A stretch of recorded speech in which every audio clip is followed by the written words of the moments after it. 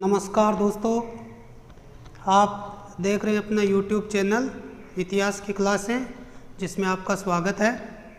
अभी पिछले वीडियो तक हमने पढ़ा था धर्मेतर साहित्य के 4 टॉपिक पढ़ लिए थे। एक टॉपिक है वंशावलियाँ।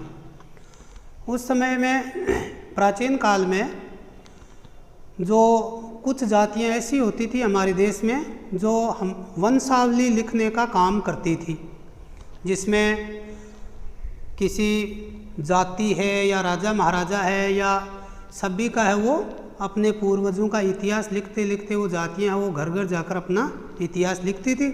जिसमें मुख्य रूप से जातियाँ थी जैसे रावजी,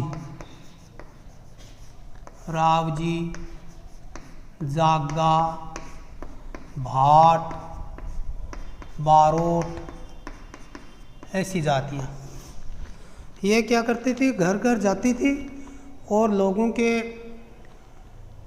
किसी बच्चे का जन्म हुआ है, क्या नाम रखा है, क्या संपत्ति खरीदी है, उस समय के राजा महाराजा कौन हैं, या वर्तमान में भी वो जातियाँ इतिहास लिखने का काम करती है, जिसमें कि सारी जानकारी है वो लिखती है।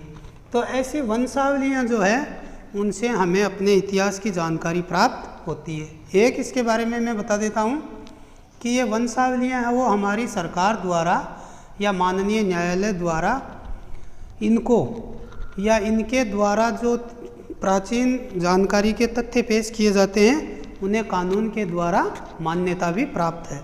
तो ये वंशावलियाँ हैं वो भी हमारे इतिहास की जानकारी के एक तरह से स्रोत है। अब हम बात करते हैं वो यहाँ तक जो है वो साहित्यिक स्रोत अपने पूरे हुए जिनसे हमें लिखित में अपने इतिहास की जानकारी प्राप्त हुई है। अब आता पुरातात्विक स्रोत, वो सारी वस्तुएं जो हमें किसी वस्तु के रूप में प्राप्त हुई हैं जिनसे हम अपने इतिहास की जानकारियाँ जुटाते हैं, वो है पुरातात्विक स्रोत। पुरातात्विक स्रोतों में सबसे पहले हम बात करते हैं ऐसे अवशेष जो हमें खुदाई में प्राप्त हुए हैं, उत्खनन से प्राप्त अवशेष, जिनसे जी कहने का मतलब है कि खुदाई से हमें जो वस्तुएं प्राचीन काल की प्राप्त हुई है जो हमें अपने इतिहास की जानकारी जुटाने में सहयोग करती है, वो है ये उत्खनन से प्राप्त अवशेष, जिनमें पहला है मृदभांड। मृदभांड का मतलब है मिट्टी के बर्तन, मिट्टी के बर्तन। देखिए मिट्टी के बर्तन है हमारी सिंधु सभ्यता से, यानी मानव सभ्यता जब से शुरू हुई है मिट्टी के बर्तन उस समय से हमें प्राप्त हो रहे हैं। सिंधु सभ्यता से भी हमें मिट्टी के बर्तन मिले हैं। अब है इन मिट्टी के बर्तनों से हम ऐसे पता लगाएंगे कि किस काल में किस प्रकार के मिट्टी के बर्तन काम में लिए जाते थे, जिसे 4 भागों में बांटा गया है।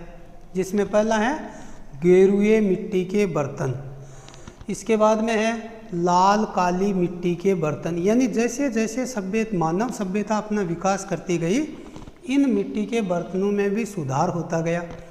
तो उन मिट्टी के बर्तनों से हम या प्राचीन मृद भांडों से हम अपने इतिहास के विकास की जानकारी प्राप्त करते हैं कि कौन से काल में किस प्रकार के मिट्टी के बर्तन काम में लिए जाते थे। तो ये हो गया।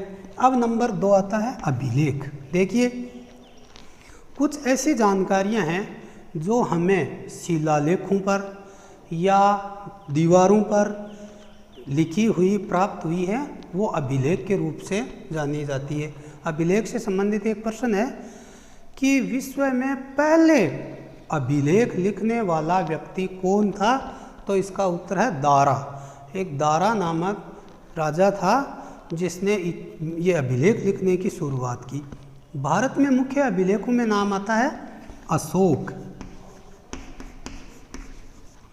अशोक के अभिलेख, जिनमें लघु शिलालेख है या बड़े शिलालेख है ऐसे। इसके अलावा है खारवेल, एक नाम आता है खारवेल, जिसका है हाथी गुम्फा अभिलेख। इसके अलावा है प्रयाग प्रशस्ति।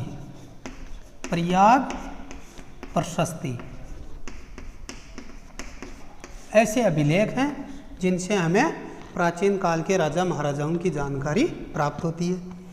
अब नंबर 3 पर आता है सिक्के और मुद्राएं। देखो, सिक्के और मुद्राएं ऐसी चीज़ है जिनसे हमें किसी समय की राजवंश, उसका साम्राज्य कितनी दूर में फैला था, वहाँ की अर्थव्यवस्था कमज़ोर थी या उत्तम थी, ये सारी जानकारियाँ हमें सिक्कों से प्राप्त होती है। या वो उस समय या वो राजा कौन से धर्म को मानने वाले थे, कैसे पता चलेगा?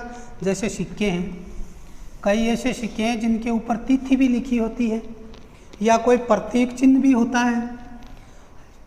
अब उन प्रतीकों से हम पता लगा सकते हैं कि वो राजा है वो किस धर्म को मानने वाले थे। या तिथि लिखी होगी तो उससे ये पता लग जाएगा कि वो कौन सी काल के सिक्के हैं। इसी प्रकार जैसे मान लीजिए एक क्षेत्र में सिक्के मिले और वही सिक्के अगर दूसरे क्षेत्र में मिलते हैं तो उससे हमें उस इलाके के या उस क्षेत्र की, उस राजा के साम्राज्य का हम अनुमान लगा सकते हैं कि कितनी दूर तक वो साम्राज्य है वो फैला हुआ था। अब इसके बाद में है सिक्कों के बारे में एक प्रश्न और आता है। हमारे यहाँ राजस्थान में एक जगह है बयाना, जहाँ पर सिक्कों के ढेर मिले। एक दूसरी जगह है जोगल थाम्बी, जहाँ पर भी सिक्कों के ढेर मिले। स्मारक व भवन, देखिए कई ऐसे प्राचीन मंदिर हैं या भवन है या कोई, उनसे हमें इतिहास की जानकारी प्राप्त होती है। इसका उदाहरण देखिए, जैसे मंदिर हैं, कौन से राजाओं के समय के मंदिर हैं या उस समय किन राजाओं का शासन था वो पता लग जाता है। इसके अलावा कुछ ऐसे मंदिर हमें दूसरे देशों में या जो दूसरे द्वीप है जैसे जावा है, सुमात्रा है, कंबोडिया है, वहाँ तक हमें भारतीय शैली में हिंदू मंदिर प्राप्त हुए हैं, जिनसे ये पता लगता है कि हिंदू संस्कृति या भारतीय संस्कृति उन क्षेत्रों तक फैली हुई थी। तो ये भी हमें इतिहास की जानकारी जुटाने में सहयोग प्रदान करते हैं। अब इसके बाद में आता मूर्तियाँ और शैल चित्र। मूर्तियाँ हैं, जैसे मान लीजिए मूर्ति है वो कौन से, कोई धातु की है या पत्थर की है या टेराकोटा है, इन मूर्तियों से हमें जानकारियाँ मिलती है। इसके अलावा शैल चित्र यानी मानव जब शुरू में गुफाओं में जब रहता था उस समय उसने कई ऐसे चित्र है वो बनाए, जैसे जो भीमबेटका है, ऐसी गुफाओं के अंदर चित्र मिले हैं। उन चित्रों से हमें उस समय के इतिहास की जानकारी प्राप्त होती है। तो ये थे अपने पुरातात्विक स्रोत।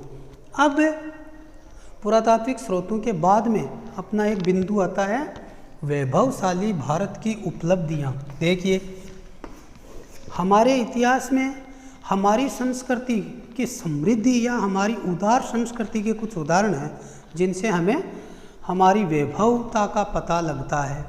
जैसे प्राचीन काल से ही हमारे देश के लोगों की भावना रही है वसुधैव कुटुंबकम, जो कि भारतीय संस्कृति का एक बहुत बड़ा उदाहरण है। हम भारतीय लोग शुरू से ही पूरी दुनिया को एक परिवार की तरह मानते हैं, जिसका मतलब है यानी संपूर्ण पृथ्वी हमारा परिवार है। ये हमारी वैभवता का या हमारी समृद्ध संस्कृति का एक बहुत बड़ा उदाहरण है। इसके अलावा हम ईश्वर से ऐसी स्तुति करते हैं, हे ईश्वर सर्वे भवन्तु सुखी नाम, यानी सभी सुखपूर्वक रहें, संपूर्ण मानव या सभी जीव जगत है वो स्वस्थ रहे, समृद्ध रहे। इससे बड़ी समृद्धशाली संस्कृति है वो कोई हो नहीं सकती। मैं इस भारतीय संस्कृति को बार बार प्रणाम करता हूँ। कल हम आगे की क्लास में अगला पॉइंट है वो पढ़ेंगे भारतीय संस्कृति के बारे में। अब हमारा वीडियो है वो आगे इतिहास की और जानकारी प्रदान करता रहेगा। आप अपनी क्लासें नियमित रूप से देखते रहें। वीडियो अगर अच्छा लगे लाइक करें, शेयर करें, सब्सक्राइब करें और ध्यान से अपनी किताब का अध्ययन करें। धन्यवाद।